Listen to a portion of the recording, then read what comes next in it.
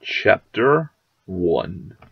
It was a gorgeous day outside, the enigma of a day with reduced probability of tragedy akin to Oedipus 360 quick no-scoping his father and donging his mother. The birds were vocalizing the sweet melody of ear-splitting warbling of Nickelback-level glass-shattering, and the sun was like a beacon in the sky, supplementing the wondrous morning atmosphere with mellow light and cancer-reducing UV rays. Nora knew that Ren was not a morning person, so sometimes she tried to make the morning fun for him. Today she was naked and pouring pillowy mounds of maple syrup all over his large Asian morning wood.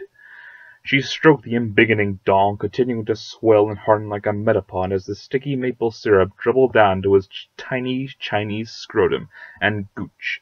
For some reason, Ren woke up, choosing not to count the sheep of his dreams jumping over the metaphorical fence of his imagination, and instead slaughtering them and selling the bodies to the black market for meats.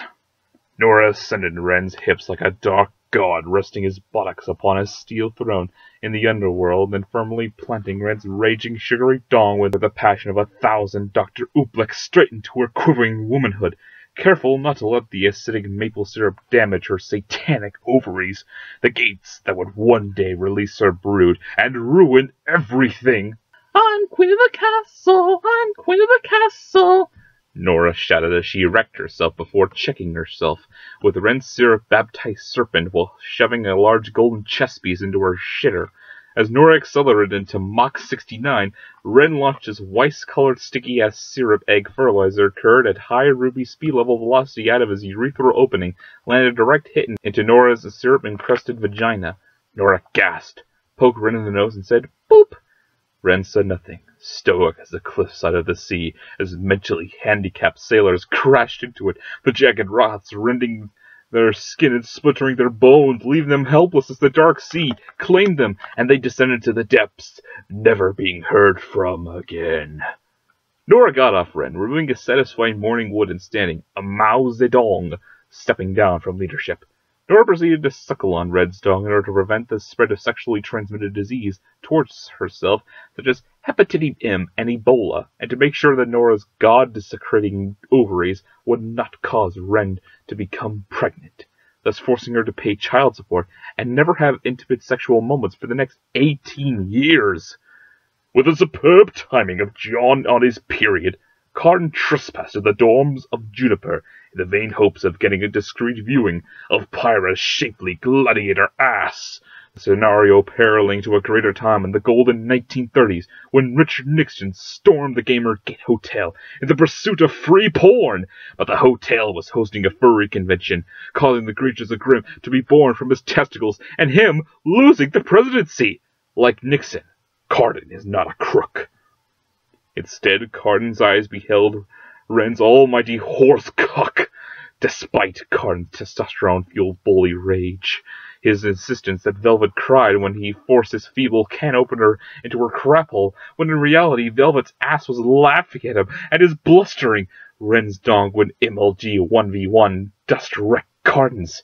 Carton's weird-ass mace weapon was chosen subconsciously in an effort to escape reality and compensate for his timely tiddly-winker. Tears freely flowing down his cheeks, Carton turned to leave the room. "It's no use!" Nora shouted in the name of President King Arthur, as she ejaculated syrup from her pink onto the floor, the sweet adhesive bringing Carton's large ham-shaped feet. Ren walked into the hallway as Nora used her hammer to break Carton's legs, the bone support structure crumbling like twin towers. His screams were hilarious. With his legs now out of operation, Carton was no longer able to stand upright and fell to the floor, only his arms able to keep his torso aloft, away from the repulsive acidic mixture of maple syrup and Nora's demonic fuck juices, currently binding and blistering his knees.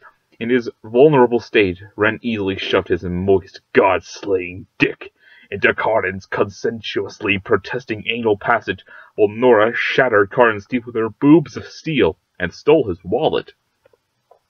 "Oh, it's broken," Nora pouted as she tore off Carton's jaw, and he began to choke on its blood. Particles of syrup and Nora's snatch moist had dribbled from Carton's recently massacred ass-jewels onto his scrotum, causing several bulbous bleeding blisters to erupt. Chunky blocks of fecal matter spewed out of Carden's nostrils as his rectum was wrecked and his throat was currently occupied by Nora's foot, leaving the shit nowhere else to run.